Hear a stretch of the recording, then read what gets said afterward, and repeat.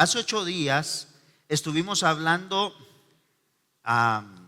sobre Jesús en el desierto y nos basamos a Marcos capítulo 1, versículo 12 al 13, cuando dice: y luego el Espíritu le impulsó al desierto y estuvo allí en el desierto 40 días y era tentado por Satanás y estaba con fieras y los ángeles le servían.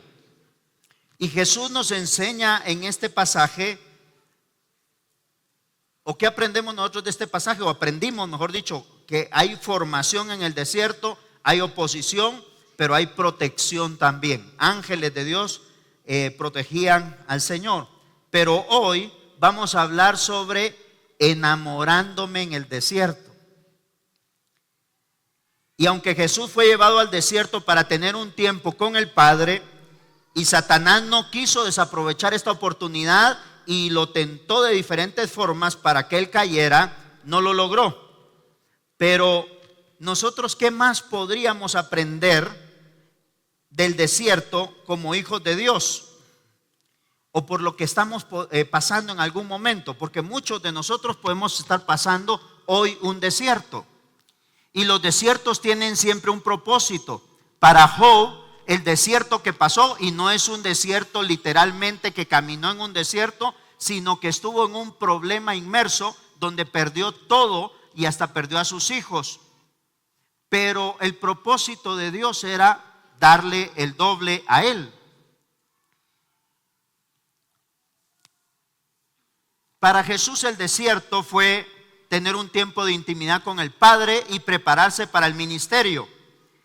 En mi caso, yo tuve un desierto de adolescente, y el desierto fue que caí en un estado de coma. Los médicos me desahuciaron, habían varios médicos, y mi mamá oró por un milagro, y mi mamá dijo: si lo dejas sano completamente, que te sirva. Y pues ese es el resultado. Hoy le estamos sirviendo a Dios. Ninguno de mis hermanos está a tiempo completo sirviéndole al Señor, de 7 que somos, más que solo yo. Entonces realmente Dios usó ese desierto para que yo fuera dedicado al Señor. Ahora, pero en muchas ocasiones hay desiertos que son para restauración, restaurar algo en ti, para restaurar algo en tu vida, en tu corazón. Voy a pedir el de monitores. ¿Vino el Señor? No, porque ya no está. Se desaparecen aquí, miren. Si me pueden dar un poquito más de monitores. Quiero que vaya conmigo a Oseas capítulo 2 versículo 14 en la versión TLA.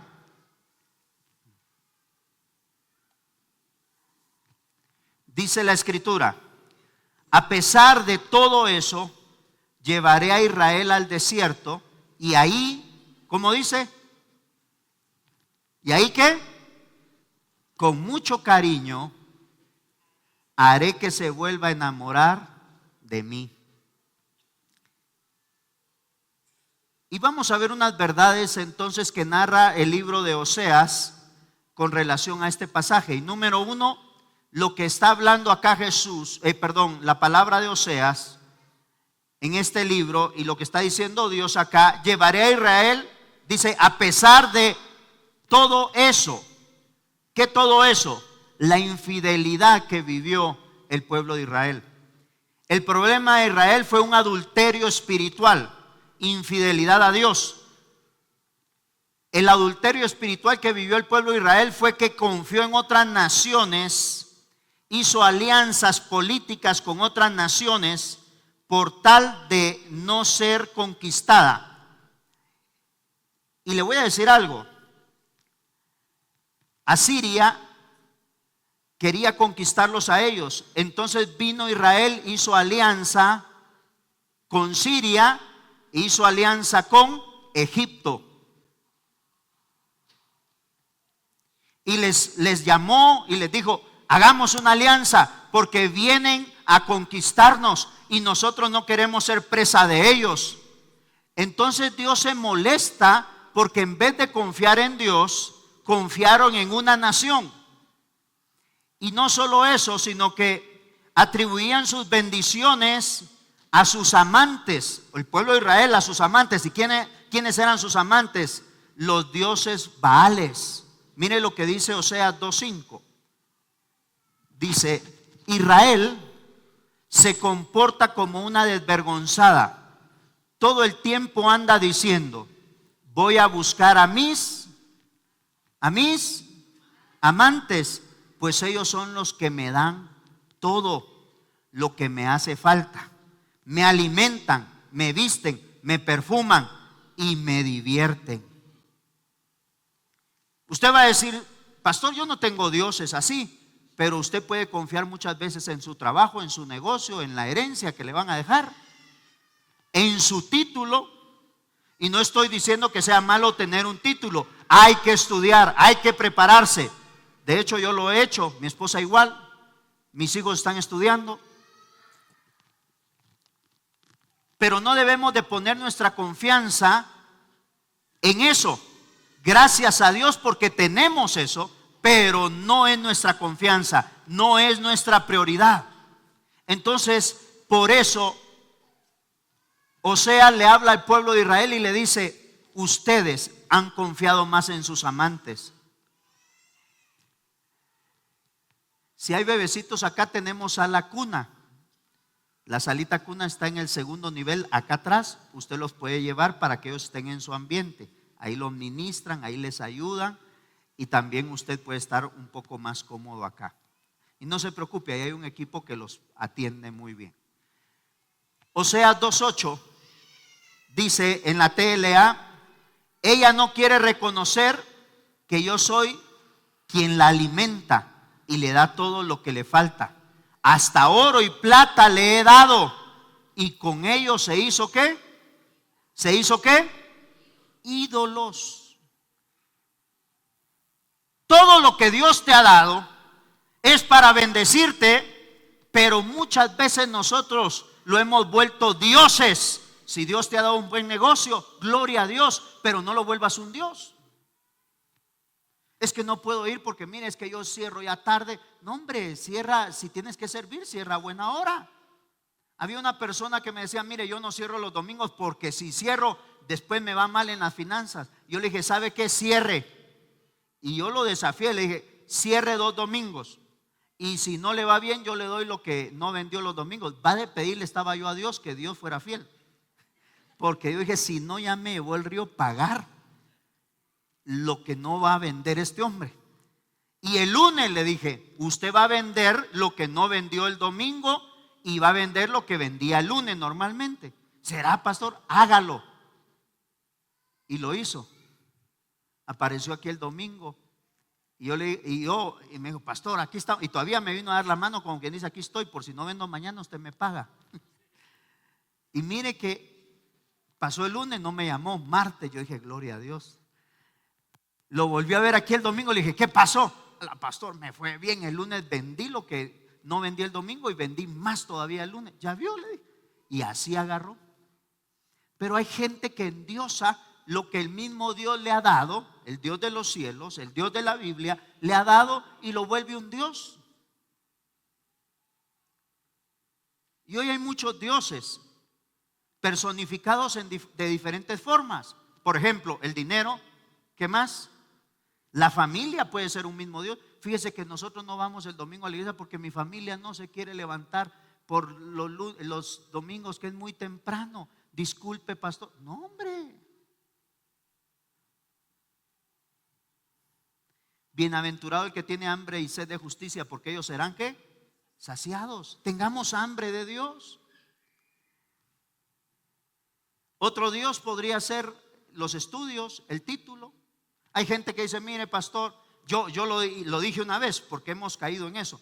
Yo estaba estudiando y me tocaba el último año en 1991. Usted no había nacido todavía. Como dice Lisandro: pastor, en todas las reuniones usted es el más viejo. Sí, pero aquí creo que algunos me ganan. Pero en 1991, entrando el año, yo le dije: Señor, y hasta fui a hablar con el pastor: pastor, este es el último año, quiero decirle que me voy a ausentar un poco porque quiero ganarlo bien, porque entro a la universidad después. Y el Señor me habló Y me hizo, hermano Néstor, que me arrepintiera de esas palabras. Entonces fue cuando más le servía a Dios. Iba cargando un gran tecladón, no tenía vehículo.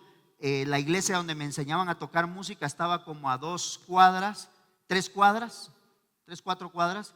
Y agarraba ese teclado con la gran caja porque no teníamos para comprar un estuche SKB, que son especiales para teclado. Mandé a hacer yo una a mi caja y hasta me molestaban. Usted, yo miro que lleva un muerto ahí todos los días, pero era mi teclado, yo lo llevaba a estudiar música. Salía de clases, yo tenía 2 jornadas, en la mañana y en la tarde, y salía corriendo, pasaba dándole un par de besos a mi esposa, y luego, porque éramos novios, y luego me iba a clases de música, a cargar con ese gran teclado, y me costó un montón.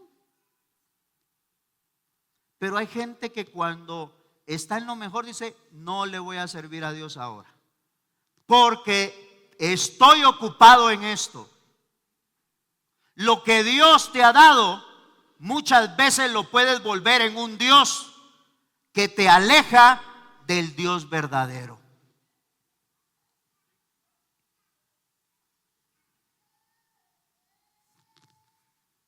Por eso Oseas 2:8 dice: ella no quiere reconocer que yo soy quien la alimenta y le da todo lo que le falta. Hasta oro y plata le he dado, y ellos se hicieron ídolos. Israel atribuyó su prosperidad a otros dioses, atribuyó su prosperidad a la habilidad que tenían. Con estas acciones se encaminaron como nación al final de una independencia política de Israel. ¿Qué quiere decir esto? Que los iban a conquistar y nunca más serían una nación. Ahí los conquistó Asiria y estuvieron bajo la bota de imperio desde el año 722 por ahí, o 20 antes de Cristo. Llegó Cristo y estaban bajo la bota de los romanos ahora. Se acabó el imperio romano y estaban bajo la bota de otros más. Entonces el pueblo de Israel, por no reconocer al Dios verdadero, haberse hecho ídolos, por haber adulterado espiritualmente, ese es un adulterio espiritual, volverse a otros dioses y hacer Dios a alguien que no le dio nada, eso es un adulterio espiritual. Pero en medio de todo eso hay restauración. Diga conmigo: restauración. Oseas nos habla de infidelidad, pero nos habla también de una restauración. La indiferencia de Israel y su rebeldía frente a las manifestaciones de la paciencia y la misericordia de Dios hizo que Dios tomara decisiones de llevarlos nuevamente al desierto. ¿Sabe qué? No confunda usted la paciencia y la misericordia de Dios con lo que está haciendo como un aval, aunque sea malo. Por ejemplo, yo ando en adulterio y no me pasa nada. Yo le soy fiel a Dios y no me pasa nada. Yo soy mañoso desde que tengo memoria y no me pasa nada. Y el pastor siempre predica que el pecado y todo, pero a mí no me pasa nada, estoy nítido. Tenga cuidado, porque si algo Dios ha tenido ha sido paciencia y misericordia para con usted. Pero dice la Escritura que Dios es lento para la ira y grande en misericordia. Lento no quiere decir que nunca llega, va a llegar, aunque sea lento, pero va a llegar. Hay gente que Dios le ha dado mucho y se ha alejado de Dios. Hay gente que Dios le ha prosperado y se ha alejado de Dios. Los negocios los ha tomado como algo que es primario para su vida y se ha alejado de Dios. Hay gente que se aleja de Dios por un pleito, porque su orgullo es su Dios y no son suficientemente humildes para reconocer su error. Amén. O les pegó el sueño o están asustados.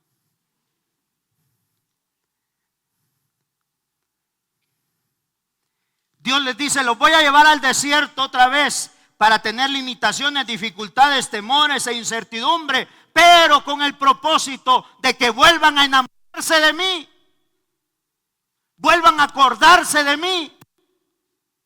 Porque ¿sabe qué pasa? Muchos se les olvida a Dios cuando están en la abundancia, cuando están con mucho trabajo, mucha bendición, se les olvida a Dios. Hubo una persona que en una ocasión compró un carro y yo le digo, ¡ala, qué bendición! Sí, pastor, mire, es para llevar gente al grupo, para bendecir a la gente. Amén. No vino al mes, no vino el domingo. El siguiente domingo tampoco y el otro tampoco. Y yo le digo, ¿y qué le está pasando? Ah, pastor, es que Dios me dio carro, hay que disfrutarlo, salimos a pasear con mi familia. ¿Se da cuenta? Hay gente que la bendición la torna en maldición para su vida. El Salmo 137, 1 al 6. ¿Lo conseguiste, mi amigo Anthony? El pueblo de Israel fue llevado cautivo más o menos en el 720 antes de Cristo.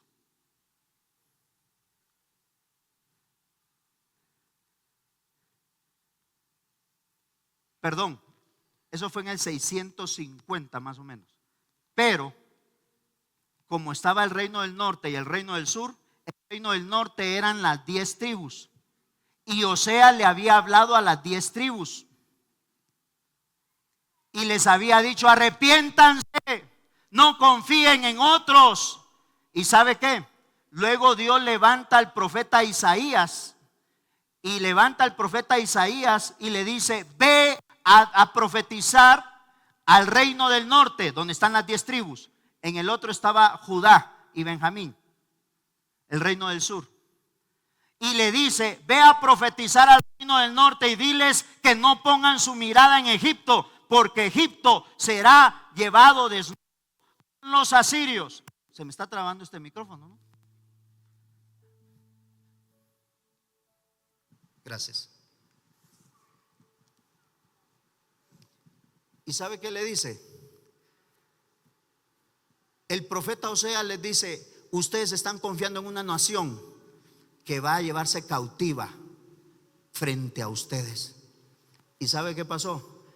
Que vinieron los asirios y se llevaron cautivo a Egipto. Y todo Egipto, los soldados pasaron frente a todos los de Israel, el reino del norte.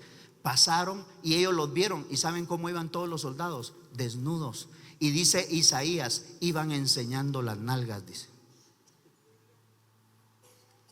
¿Sabe qué le estaba diciendo Dios? Mira, en quien confiaste, hoy van desnudos enseñando las nalgas, presos, cautivos, y al ratito vienen por ustedes.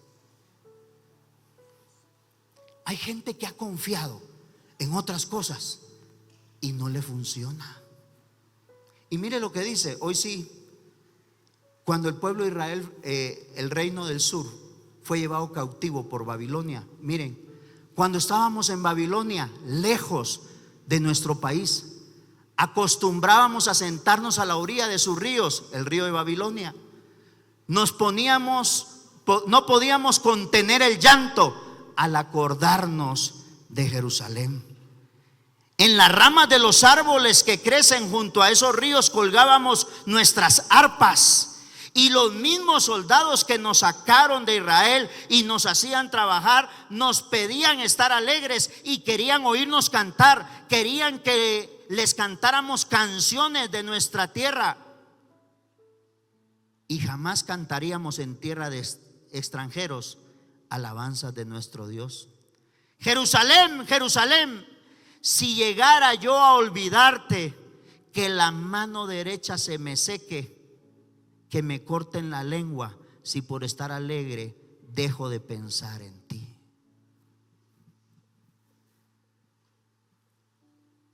El profeta ya se los había dicho: no confíen en otros dioses, no adulteren contra Dios, no confíen en lo que tienen y en lo que son.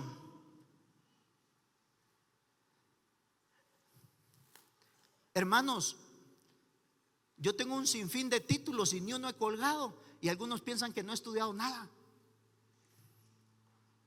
Esa planta tengo, ¿eh?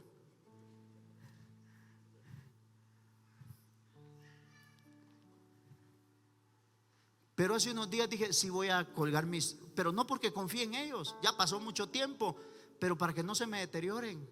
Pero ¿sabe qué? Este pueblo estaba sentado en la orilla de los ríos, triste, llorando.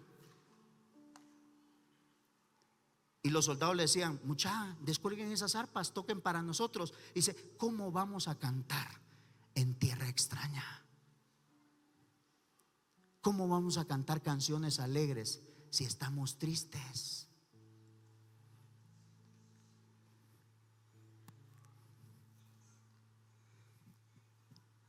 No confíes en las riquezas que tienes. No confíes en el negocio o el cliente que te dijo, yo le voy a ayudar. No confíe, confíe en Dios. Si Dios usa a esa persona, si Dios usa lo que tienes, es otra cosa. Pero aprende a confiar primero en Dios.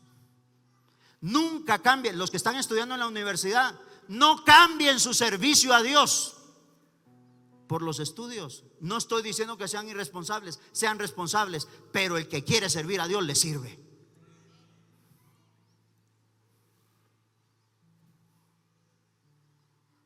Pastor, perdone, este año no voy a servir porque estoy un poco clavado en la universidad. Con más ganas serví, hermano.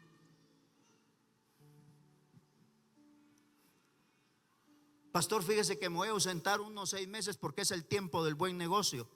Para Navidad aquí se desaparecen algunos porque hay negocio. Está bien, pero no deje de servirle a Dios.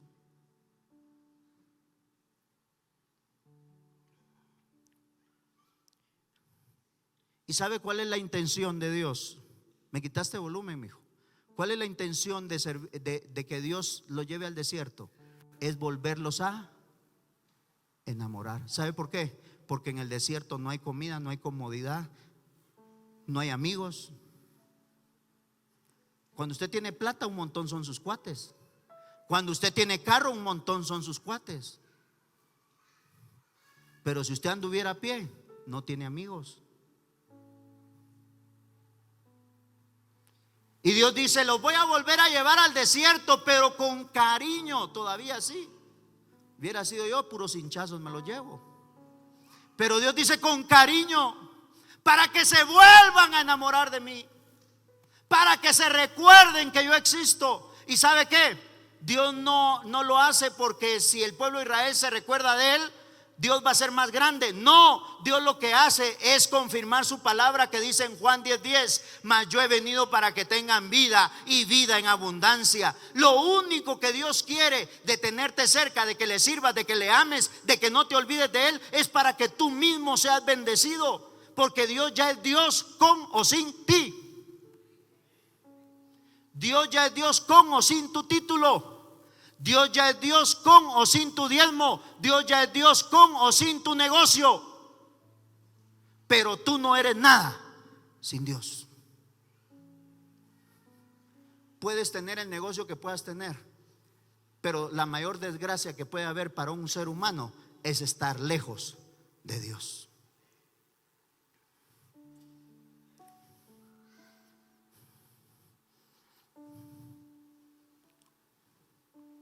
David confió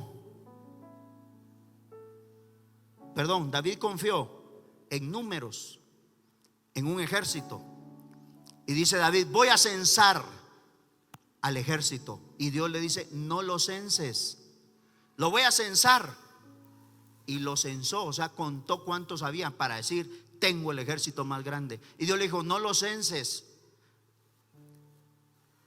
Y cuando lo censó, Dios le dijo, bueno, pecaste, te dije que no lo censaras. ¿Era malo contarlo? No. Pero Dios le dijo, te dije que no lo censaras. Ahora, por haberme desobedecido, escoged uno de 3 castigos. Número 1, caer 3 meses en manos de tus enemigos y que te hagan pedazos. Número 2, yo voy a mandar una hambre por un buen tiempo y morirán muchos. Y número 3, caer en mis manos. ¿Qué preferís? Y dice la escritura, horrenda cosa es caer en manos del Dios vivo. Y David sabía eso. Pero dijo: prefiero caer en tus manos, Dios, aunque es horrenda cosa, pero tú eres un Dios de misericordia. Mis enemigos no van a tener misericordia de mí. Mis enemigos no van a tener misericordia de mí. El hambre no va a tener misericordia de mí, pero tú eres un Dios de misericordia. Y sabe, Dios de todos modos le mandó el castigo. En un ratito el ángel de Dios, el ángel de justicia de Dios, mató a 70,000 de sus hombres. Y David se tira en una era, en una finca, y empieza a llorar y le dice: Señor, perdóname, detén ya esto, yo fui el que pequé, mátame a mí, le dice.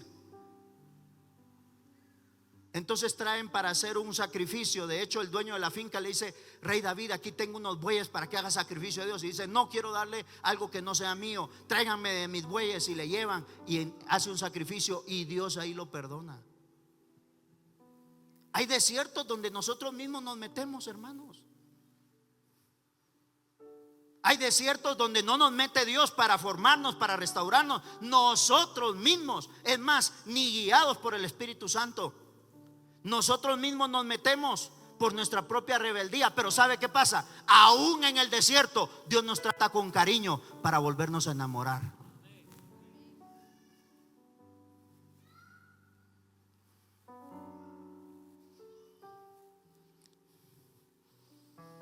Israel confió en naciones y dioses, fue infiel, dejó de amarlo, pero Dios no dejó de amar a Israel. Tú puedes alejarte de Dios, y te has alejado y dices: no me pasó nada, estoy intacto o intacta, me fui al mundial y me eché unos buenos partidazos con el diablo y no me ha pasado nada, porque Dios es Dios de misericordia. Porque Dios es Dios paciente.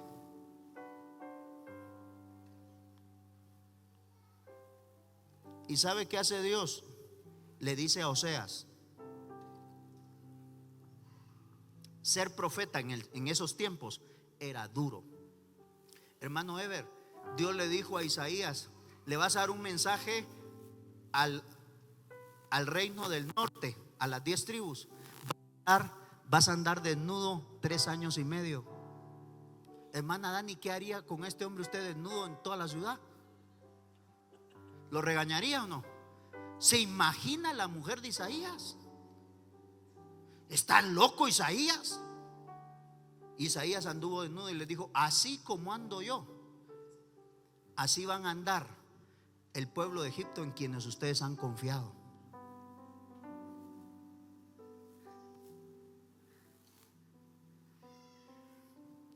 ¿Lo está molestando Eddie?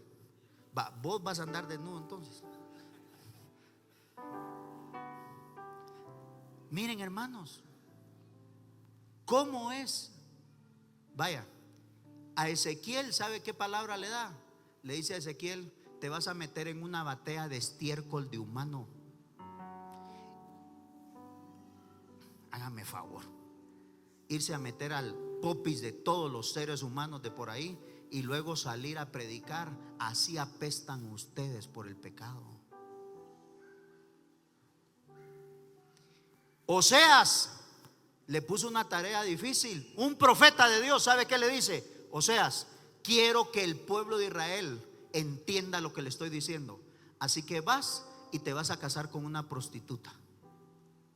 Vas a ir a Israel y te vas a ir a la zona roja, y te vas a encontrar la mujer más prostituta que puedas encontrarte, y la vas a hacer tu mujer. Oseas capítulo 1 versículo 2. Lo primero que Dios le dijo a Oseas fue lo siguiente: ve y cásate con una prostituta y ten hijos con ella, porque los israelitas me abandonaron y se comportaron como las prostitutas.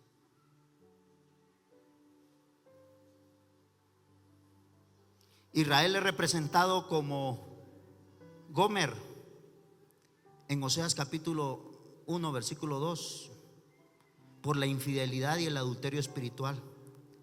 ¿Y sabe qué? En el capítulo 2 menciona toda la infidelidad de Israel. En el 1 se casa con Gomer, la prostituta, Imagínense un profeta. Hoy los profetas son un poquito más tranquilones. Pero imagínense un profeta. Usted oiría un mensaje de un profeta que se acaba de casar con una prostituta. A algunos les chocaría la cabeza. ¿Y saben qué es lo más triste? Que el capítulo 2 narra cómo Dios se casó con Israel siendo una ramera, Israel, porque había pecado y la perdonó. Y luego que la restauró, ya restaurada, y tuvo hijos con ella, dice la escritura, y luego se vuelve a desviar. ¿Sabe qué hizo Gomer? Ya que tenía sus hijos, se volvió a ir y se volvió a prostituir. Y ya que se había prostituido nuevamente, Dios le dice al profeta Oseas: ve y regresa y ve a traer a tu mujer otra vez y la vuelves a honrar y la llevas a casa. Imagínense qué lucha con ese profeta. Y Oseas dijo: bueno, voy a hacerlo. Y se fue. Y mire lo que dice la escritura en Oseas capítulo 3, versículo 1 y 2. Dios volvió a decirme: Oseas, tu esposa es infiel, tiene un amigo que es su amante. También los israelitas me son infieles, pues adoraron a dioses falsos y comen de las ofrendas que presentan. Sin embargo, ve y ama a tu esposa, así como yo amo a los israelitas. Y Oseas, le pagué al amante de mi esposa 15 monedas de plata y le di 330 kilos de cebada para que ella volviera a vivir conmigo. 15 ciclos de plata y un homer o un homer y medio de cebada. Esto es porque ya no valía casi nada. Un esclavo era más caro que esa prostituta por ese precio que pagó. Y por esa harina que pagó, que dio, era el alimento de la gente más pobre y el alimento que le daban también a los animales. ¿Qué quiere decir esto? Que Gomer había caído hasta lo más bajo, que ya nadie la quería, pero Oseas la fue a rescatar todavía. Y entonces Dios le dice a Oseas: ahora ve y predícale a mi pueblo que así se volvieron ellos. Yo los amé, los cuidé, los rescaté. Luego se volvieron en contra mía, se fueron detrás de otros dioses y vine yo y los compré. Cuando ya nadie los valoraba en el mundo, ya nadie los quería en el mundo, vine yo y di algo por ellos para restaurarlos. Sabes que el mundo jamás te va a tratar igual, hermano. Tú estás acá porque Dios te ama. Espero que estés acá no por ninguno de nosotros, porque nosotros te podemos fallar. Pero si estás acá es porque Dios te ama. El mundo allá te odia y te desprecia. ¿Sabes qué? El diablo está viendo la primera oportunidad para matarte allá afuera. Por eso ama a Dios. Vuélvete a Dios.